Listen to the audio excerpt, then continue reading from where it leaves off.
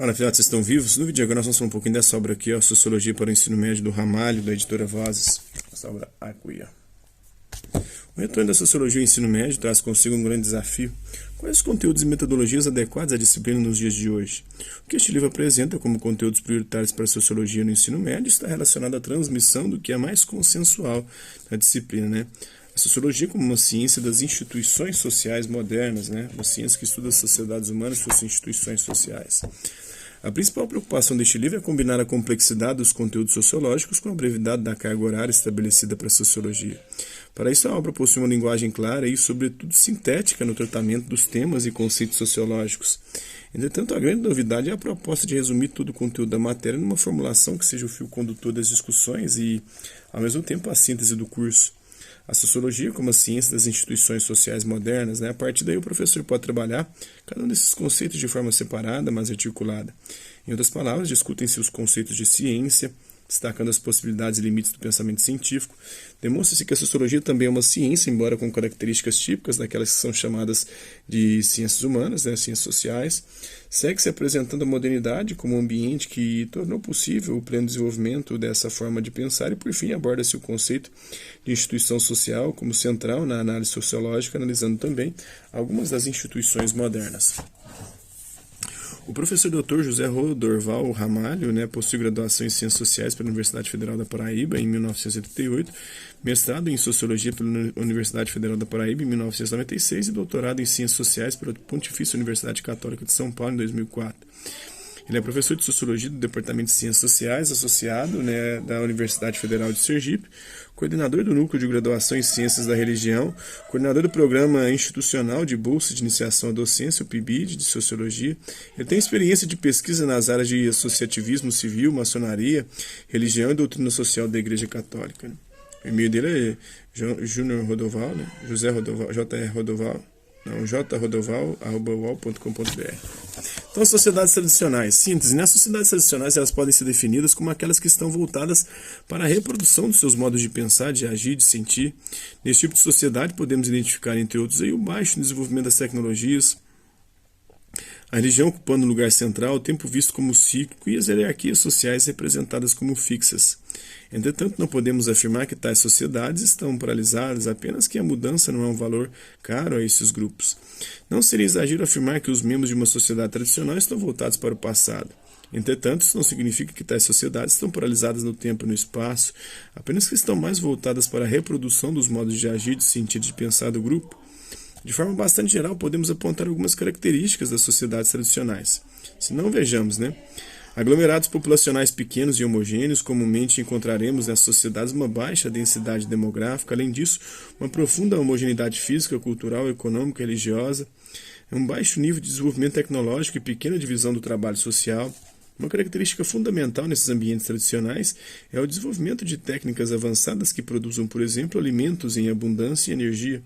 Também podemos observar uma divisão do trabalho rudimentar, geralmente uma divisão sexual e etária, pois aqui o conhecimento encontra-se bastante socializado, o que permite que todos dominem razoavelmente bem as atividades necessárias à sobrevivência. A localização no espaço rural e atividades produtivas agrárias, né? O espaço típico desses grupos é a área rural e as atividades produtivas, a agricultura, a pecuária, a pesca.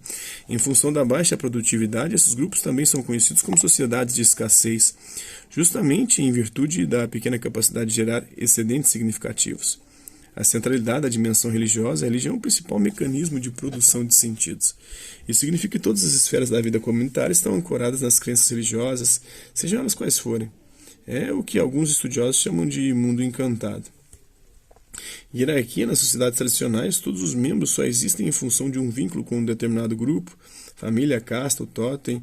Nesse universo é muito comum que o que poderíamos chamar de lugares e papéis sociais,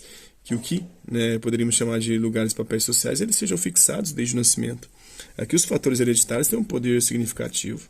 A noção de tempo, outro traço bastante comum às sociedades tradicionais, se expressa na concepção de tempo, que nesses casos se apresenta como lento, cíclico e assim de eterno retorno.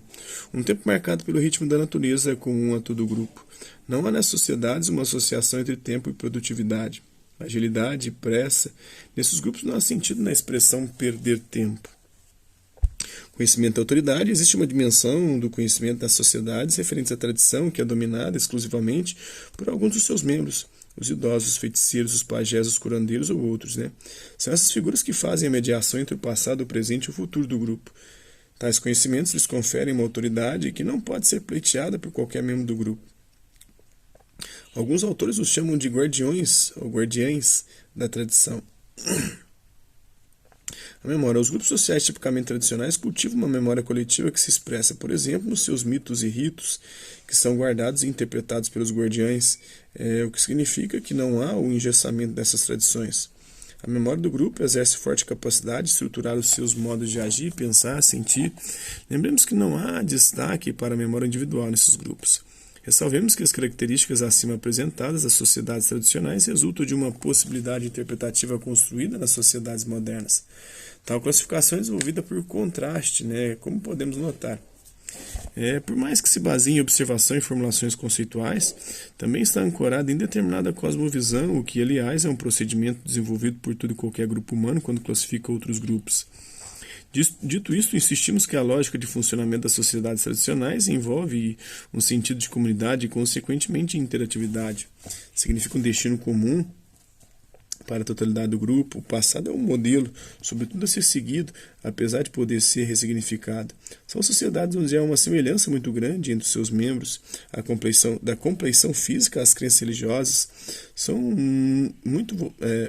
mundos voltados principalmente para o atendimento das demandas coletivas e não para as necessidades particulares. Traços como os que foram apresentados, eles podem ser observados ao longo da história, tanto nos grupos maores da Nova Zelândia, quanto na civilização asteca, na Grécia Antiga, no povo hebreu ou nas tribos mais isoladas da Amazônia. Entretanto, não podemos esquecer que tais traços também podem ser detectados em sociedades que passaram e outras ainda passam por um processo de modernização. Assim, tanto na moderna Europa quanto na híbrida Índia, não é difícil identificar algumas daquelas características. A grande diferença é que aqueles traços já não serão dominantes nas sociedades modernas. Os aspectos que caracterizam essas últimas é o que a gente vai ver em vídeos posteriores.